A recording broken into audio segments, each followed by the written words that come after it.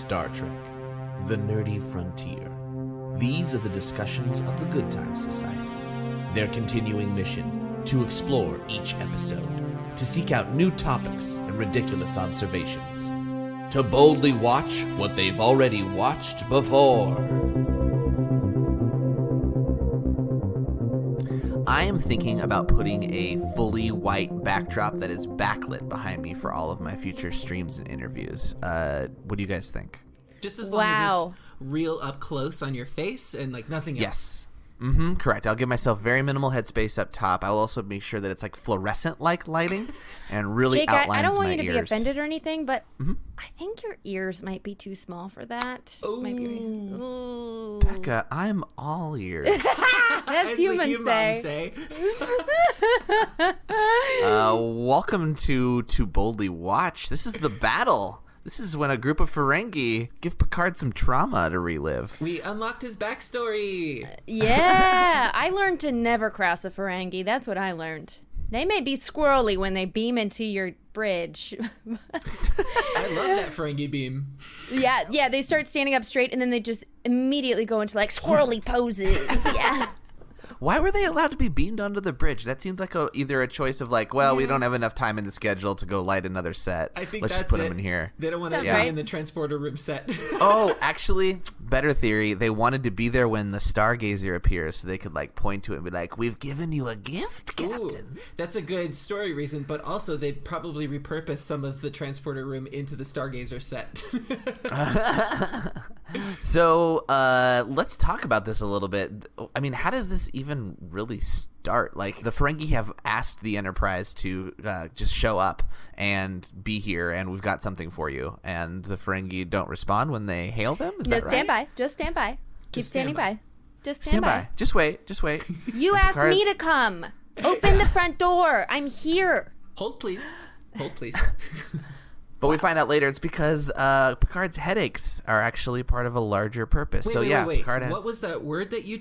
headache? Yes, ache Xander. In your head? It's this primitive condition that we humans once went through in history before dehydration was cured. I am so excited for a future without headaches, and I'm sure anybody in the audience with migraines feels the same way. I mean, how did they do that for when they just hear annoying noises? Like, do people in the future not hear annoying noises? There were a lot of things that kind of went wrong, but they tried. They're like, what sort of thing could we have cured by this point? The common cold was a good thing. The headaches, maybe rethink that one. I think part of what bored me with the headaches a bit is because they spent so long on it, like describing his pain.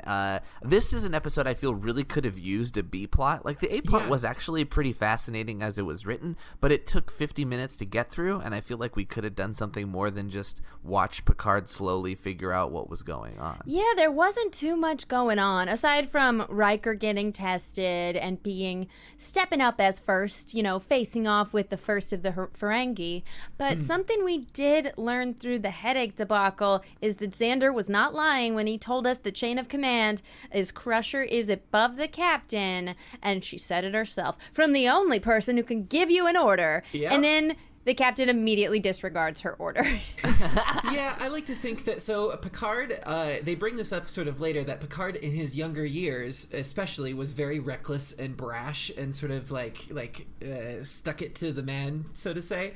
He had an incident where he kind of got over that pretty quickly and then has furthered his Starfleet career. But I think they were sort of showing that the Picard on the Stargazer of the past is a different Picard than who we see on the Enterprise here. And as his realities started to merge together, he started to say the wrong names. He started to think that he was on the Stargazer instead. You can see this sort of cocky attitude that comes back, that maybe this battle has affected and he's grown as a character. And I think that was it should have affected him. They named a maneuver after him. I did not know that. The Picard Maneuver. Well, Xander, did you laugh every time you heard this? Because they're referring to the wrong maneuver. They very much are. It's the Picard Maneuver when you pull your shirt down. Obviously, but that hadn't yet been established. Right. And Riker had heard word of the Picard Maneuver before, it seems. Stuff of lore. Right. To half teleport and be coming at your enemy from two directions so they don't know which one to hit. I also call that the Terminator maneuver. let's actually talk about what you guys mean by the shirt pulling thing, because people can't actually see what you're doing when you describe it. But is it the fact that the uniforms in later seasons are separated because they have shirts and pant kind of combinations, but they bunch up when they sit, right? So Picard constantly tugs down. Is that right? He tugs down on the front of the uniform, and that since becomes the Picard maneuver of just doing that before or while sitting. And then I don't know if he's done it yet, but keep an eye out for the Riker maneuver, where he swivels a chair around and swings his leg over, and it's because Jonathan Frakes had back problems and had an issue getting in and out of those seats. So he started doing it. It just becomes the Riker maneuver. I'm a big fan of the Riker maneuver. It is one of my favorite things that I have watched the compilations, having not even seen all of those episodes. So can't wait to go down that lane. But the Picard maneuver, because he is a trained actor, he never just does it. He does it with purpose and distinction every time he adjusts that shirt. Right, but the Picard maneuver in story is actually really a cool concept, that this is sort of explaining one of the reasons that Picard is held in such high esteem that we see him now, that he's the captain of the ship. It's fun to sort of delve into his past to see the great deeds that he's done, and this particular maneuver utilizes warp technology in that we've seen it in the animation, that when they're going to warp, it sort of like slows down and then it zips off in like this sort of wormhole type effect, right? Well, this is explaining that on someone's sensors, especially a sensor that might not be as fine-tuned as something from the Federation, when that happens and you warp to somewhere close by for a brief fraction of a second, because time is relative, there appears to be two ships. And so you can fire from either one, and they don't know, their shields can only protect them from one or the other. Oh, so they were shooting from both. They couldn't shoot from both, but the maneuver is that the enemy didn't know where it was coming from. Yes. You changed it to a 50-50 shot, essentially, right? I love that the warp effects for that were older class, too. If you notice, there's like blue and pink laser or warp beams that kind of come out, and that's from the Star Trek movies of the original series, right? Yep. That was a fun little effect. Also, the Ferengi the Ferengi transport has like this interesting spiral in it, too. I don't remember if we see a whole lot of that ever again, but it was fun for this episode. Do you think that was some of the updated graphics that we've heard that we're watching when we use Netflix? I don't know, honestly. I need to actually do a dive into what is different in each episode and start looking for that. Because I would believe that it's something similar, but they just sort of cleaned it up. But you can see how quickly they realize that they need to be really true to the specifics because people are watching and need to know. I think that there was a different director on this episode because there was a shot I noticed on the Stargazer toward the end of the episode, basically at the climax of the episode, and don't want to say, we'll get there story-wise, but it was Picard is flown backwards and it's from the ground, which in this era of television, most shots are pretty standard coverage. You don't get too fancy with the shots. There's no time for it. Yeah. But there was a shot on the ground looking up at him as he flew backwards that was really cool. There were also a couple of shots that needed to rack focus that didn't happen, and I was like, oh. They didn't have the lens they needed for that one. That explosion of Picard's when he kills the sphere is what you're referring to, right? With his phaser? Yeah, so that was like the most needed dramatic thing that could happen because everything else was simulated and we only heard it, right? We didn't really see anything, so we needed like a big leap from the explosion moment. It was a good leap. It's funny. Good stunt work. If you're going to mention the directing a little bit, Becca, I have to read something from Memory Alpha that kind of caught my eye. This is from director Rob Bowman on filming the scenes aboard the Stargazer. Quote, "It was just Patrick Stewart on stage, and when I shot first unit, I put a little compass, a degree meter on the camera, and I got vertical, horizontal, and lateral degrees and height of the camera, and etc. So then we would go back and do matching shots of the people in the chairs. For the overlay. For the overlays, cool. right? So they did all that in post-production. So they did the same angles and the same shots multiple times. That's impressive. Like, you could have done that with an old film, like technology of layering film over each other, but this was probably one of the first times that they could do it digitally and quickly. And it wasn't all just done digitally. I mean, it was done digitally too, but he says he thinks he's the first person to use the Steadicam on that show. Wow. Which, I mean, Steadicams have been around, but that was the first time they'd done it with that. So incredible. Cool. Jake, do you want to get us back into the plot and the Ferengi and their new tech?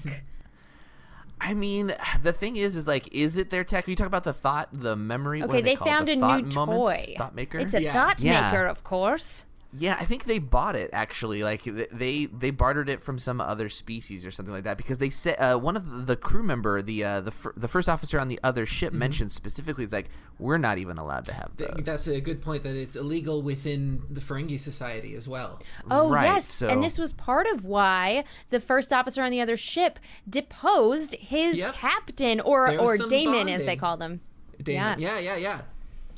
Yeah, so that was an interesting hook in there as we find out, oh, this guy isn't operating officially. He's doing his own little revenge, which key to Ferengi philosophy was a unprofitable venture, so he gets taken out of control. It's very much against the rules of acquisition. Is that what it's called? Is that their prime directive, the rules of acquisition? The rules of acquisition are, I think it gets established later for Ferengi, are sort of the guidelines that they live by, and they could spout off a number like, rule of acquisition number 474 is don't go into this unprofitable venture with Jean-Luc Picard. And they all happen to mention Picard and profitability. Yeah, exactly. So I just want to dive in here and recap for people who may not remember. So what happens in this episode is the Ferengi Damon Bach, he is real pissed because his son was on the ship that was the victim of the Picard maneuver, where Picard, from his Stargazer ship, which destroyed the Stargazer ship, basically, it wasn't really functional anymore, he shot up this ship that was shooting at him first, so he felt like he had the right, and did so, and then this Ferengi has decided he's gonna find the decommissioned Stargazer floating in space. He's going to get into Picard's head and replay messages from his past just to fuck with him. And not only that, but Bach actually forged a memory log from Picard's voice, which is crazy because this is another instance of forward-thinking technology that we don't have yet. We got video deepfakes, but we don't have a voice deepfake. So they created a full-on deepfake, and of course the Federation has a record of, the Star Diary. Yeah. I forgot what it's called. The Star Diary is right. That's correct. The Captain's log. Captain's log. Yes, thank you. That's an appropriate. I'm gonna call it a Star Diary because it feels more fitting. I mean, Star Diary works with Thought Maker as well. There's some silly names in this episode for her. Sure. Yeah, absolutely.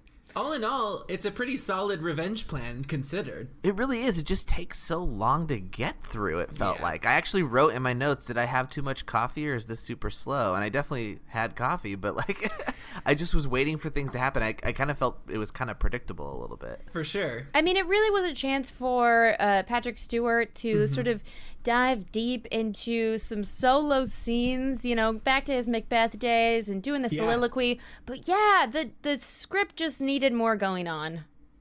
But they definitely, I think that's where they were headed, was they wanted to give Picard some more depth, because right now it was he hates kids and it's the French thing, and they're ditching some of that. So they're like, we need to give him sort of this grittier backstory so that there's some depth to the decisions that he's making, because we saw it in the last episode. It was Beverly seemed sort of taken aback at his cavalier approach to her son's life or death situation, and now we see why. It's because he's keeping his calm because he lost his calm in the past. Yeah, Patrick Stewart is such a charming guy. Yeah. He is so charismatic, and they put him in the role of the principal of a school in the first few episodes. And I think this is the wise choice, is to go away from that hating kids thing and go away from the just the French motif or whatever that was. Yeah. And in emphasizing this a little bit more, I think that's a great pivot. Well, and his buddy Vigo. Now I got a pitch for a backstory or a second storyline. More of him with his old crew on the Stargazer. I want to see him do the Data thing of playing different versions of himself. I want to see partying Captain Picard with Vigo, having a few tequilas on an alien planet. You're not alone. We have asked for this. And there's sort of a PTSD thing going on. He's really reliving a lot of this trauma. Yeah. Well, yeah, and I think that's their way of exploring PTSD in a society where that wasn't common parlance yet. People didn't really understand. Like, they understood to an extent when you had someone that you knew that was involved in a war, but to the extent that we have advocated mental health now and people are aware of different conditions, this was sort of like groundbreaking television. Well, it's literal gaslighting too, right? Yeah. I mean, the thought maker like changes your memory of the thing. Right. Yeah, right. absolutely. I mean, super Trumpian is what I wrote down. The Ferengi are not opposed to denying truth. I mean, the first time we met them, they just sort of spouted this whole other version of humanity and what they've done to that old god guy, the wizard. Yeah. Right. And I don't think that it's too much of a stretch to see that behavior is linked directly to the greed of capitalism. So look into that as you will. Ooh, yeah. If only they could be more like the Edo, Yeah, exactly. They didn't even need money.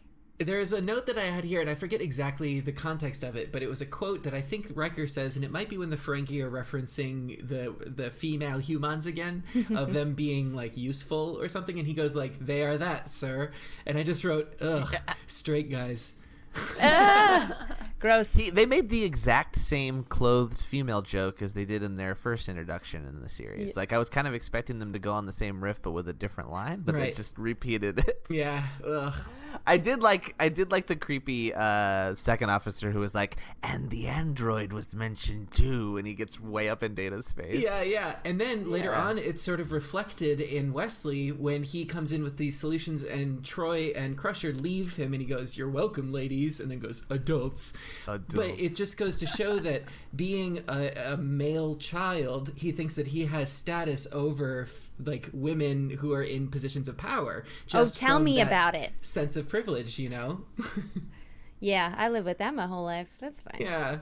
Fun nerd note about this episode. No nerd stuff here. We're only talking This Star is Trek. a Star Trek podcast. No nerd stuff. Sorry, I almost forgot myself.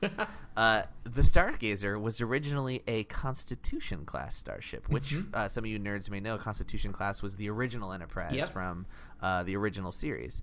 However, they decided instead of it having look just like the Enterprise, because that might be a little boring to have another one out there, they renamed it Constellation Class. Yes. But they did this after the filming had been done. Therefore, anytime someone says Constellation Class in the episode, it's lip synced with them ADRing in Constellation. Wow, I didn't know that, but I did know where they were filming. There was a lot of noise, or was it here or another episode? The last episode right. in Justice, they were near an airport. That's so they right. were So they had to do like constantly ADR for all of it. Yeah.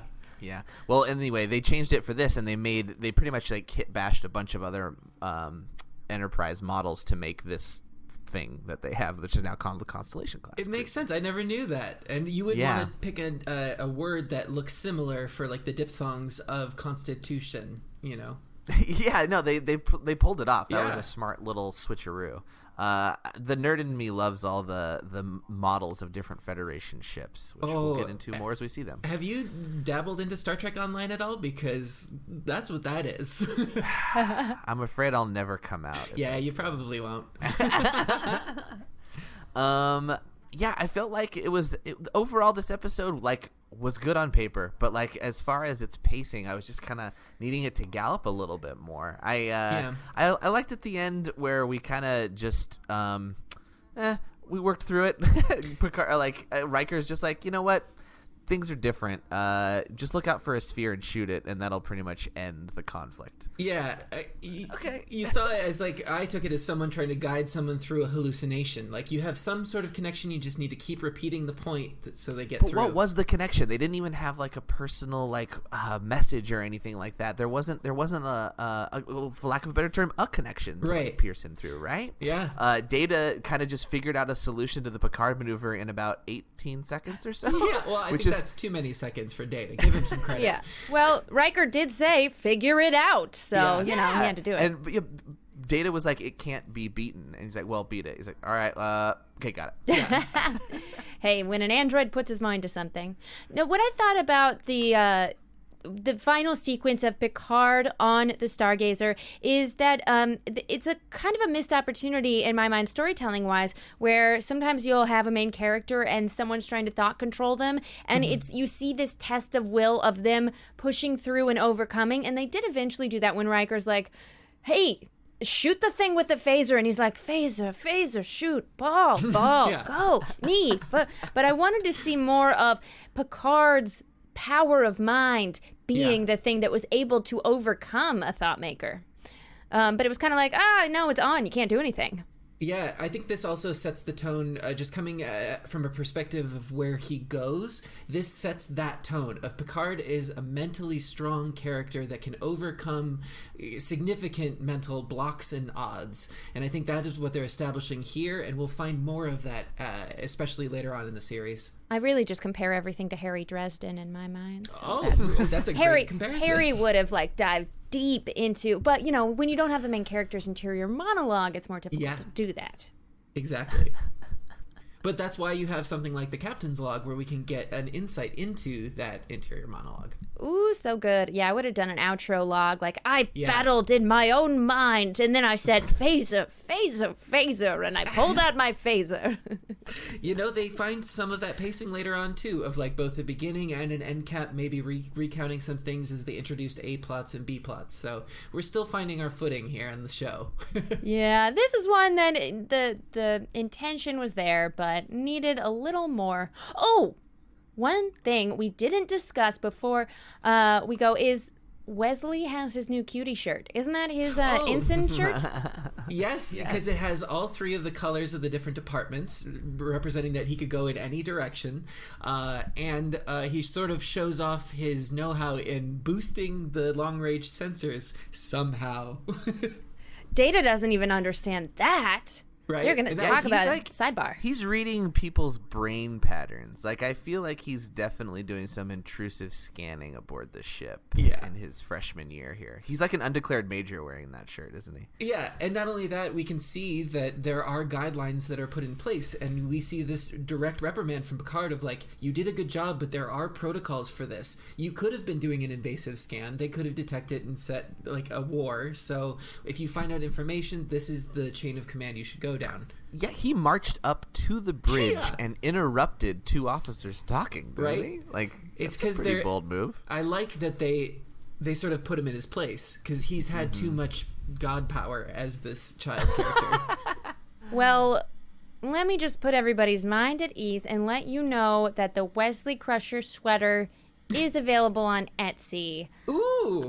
So I might need to post a picture when mine comes in. Yeah, yes, I am ordering right now. It's a cute sweater. Well, that was episode The Battle. Next week, we're watching a real fun one. It's called Hide and Q. Because Q returns to the Enterprise, testing Commander Riker by giving him the power of the Q. Ooh. What would Riker do? Ooh, well, we're going to find out because he can do anything he wants. It's going to be a Riker field trip day. Yeah. And he just might get... Engaged.